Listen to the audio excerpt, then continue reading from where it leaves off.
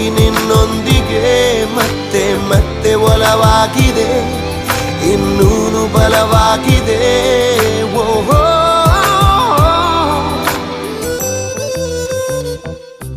ನಿನಗೆಂದೇ ವಿಶೇಷವಾದ ಮಾಹಿತಿ ನನ್ನಲ್ಲಿ, ನಿನಗಿಂತ ವಿಶೇಷವಾದ ಸಂಗತಿ ಇನ್ನೆಲ್ಲಿ. ಈಗ ಮಾತನಾಡದೆ ಏನನು ನೀನು ಕೂತಿರು ಕಣ್ಣಲ್ಲಿ.